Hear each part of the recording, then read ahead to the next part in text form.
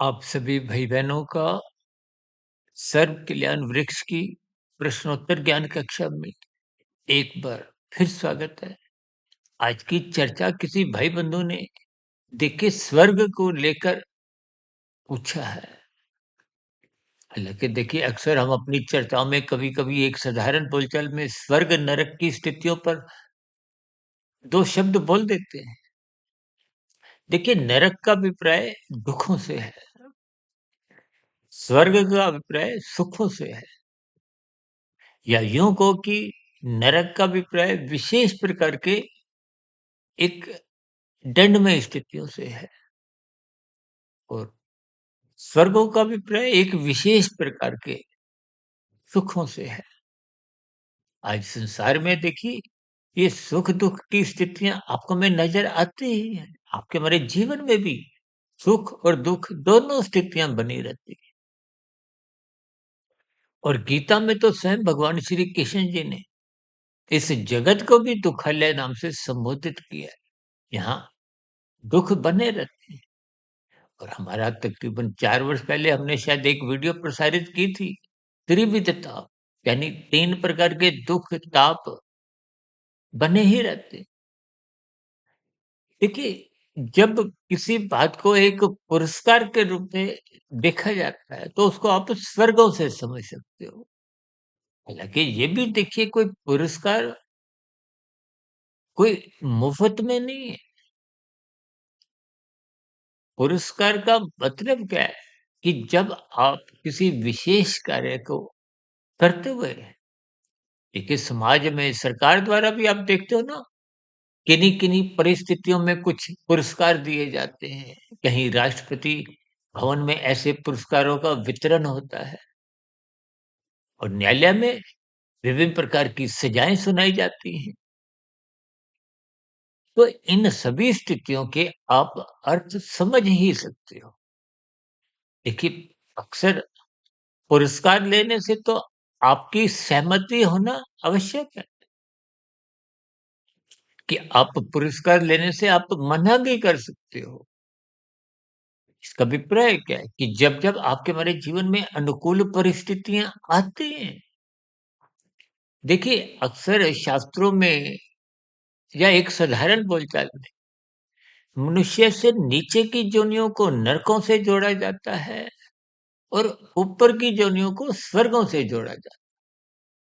क्योंकि 84 लाख प्रकार की योनियाँ हैं और 80 लाख प्रकार की तो नीचे की योनियाँ हैं, जिसमें 20 लाख तरह की वनस्पति योनियाँ हैं, 11 लाख तरह के कीड़े-मकोड़े, कीट-पतंगे, 9 लाख तरह के समुद्र में रहने वाले, जल में रहने वाली योनियाँ हैं, 10 लाख तरह के पक्षी और 30 लाख तरह के पशु, ये कुल मिला के हो जाते हैं 80 लाख।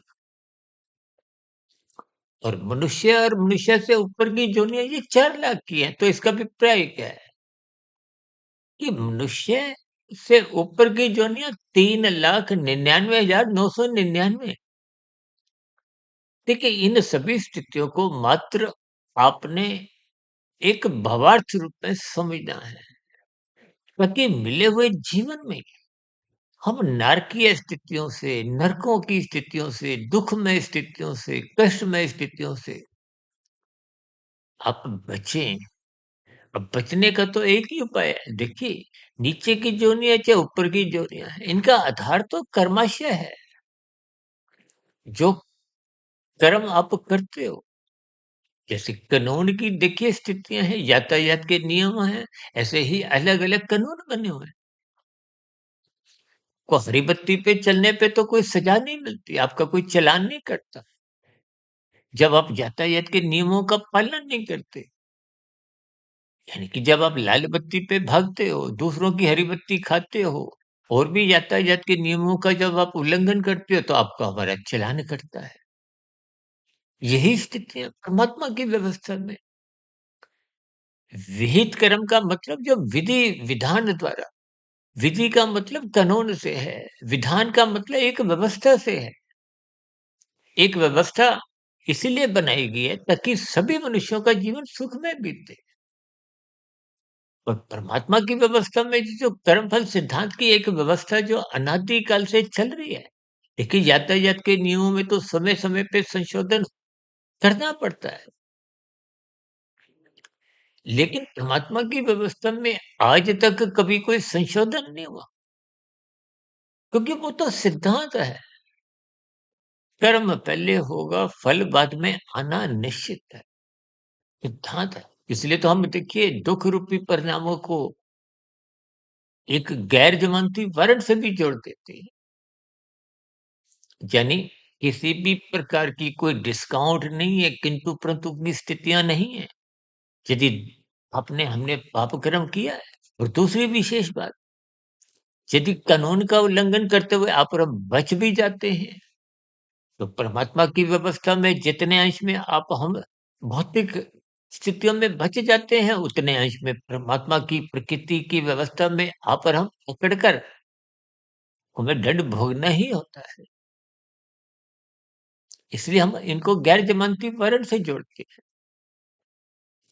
यानी कि किसी भी प्रकार की कोई छूट नहीं है, कोई ज़मानत नहीं है। इसलिए हम सभी भाई-बहनों को देखिए स्वर्गों में तो सुख तो जितने भी हैं, क्योंकि माया के हैं, और माया के सुखों का अभिप्राय क्या है कि उन सुखों में एक कि हमारी कभी भी तृप्ति नहीं होती। सुख आपको तन के स्तर पर मिलते हैं,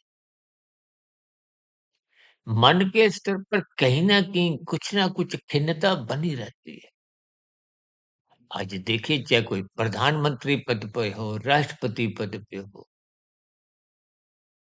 कोई बड़े से बड़ा उद्योगपति भी हो। देखिए आप और हम पूरे जीवन में भी जितना नहीं कमाते उससे कहीं अधिक ऐसे-ऐसे उद्योगपति हैं जो एक दिन में ही कमाते हैं। लेकिन कहीं न कहीं मन में खिन्नता बनी रहती है। और मेरा तो व्यक्तिगत ऐसा मानना है, यदि आपके जीवन में 99% भी सुख हैं, तो 1% का दुःख भी वो 99% के सुखों को कमज़ोर कर देता। अब देखिए ना, आजकल तो मंत्रियों के साथ जेड प्लस की एक सुरक्षा चलती है। लेकिन मानसिक स्तर पर तो देखिए किसी भी प्रकार का अक्सर कुछ ना कुछ भय की स्थितियाँ बनी रहती। पीछे आपने सुना होगा कि फ़िल्मी जगत में कोई सुपरस्टार के साथ कुछ एक विशेष भय की स्थितियाँ बनी हुई थी। तो इन सभी स्थितियों के तो भावार्थ समझने हैं। यानी कि आपको अपने मिले हुए जीवन में इन नरकों, स्वर्गों की स्थितियों से ऊपर उठना चाहिए। ऊपर उठने का अभिप्राय क्या है? कि स्वर्ग और नरक ये दोनों स्थितियाँ भौतिक स्तर पे है। देखिए, मैं बार-बार कहता हूँ ना कि स्वर्गों का, सुखों का, पुरस्कारों का आप त्याग कर सकते हो, लेकिन दुखों का नहीं। अब न्यायालय द्वारा यदि आपको किसी अपराध के ऊपर कोई सजा सुना दी जाती है, तो आप कोई किंतु-परंतु कोई मना नहीं कर सकते। लेकिन पुरस्कार की स्थिति में तो आप मना कर सकते हो। लेकिन मनुष्य जीवन कर्म जोनि के साथ-साथ साधना जोनि का एक अवसर लेके आता है।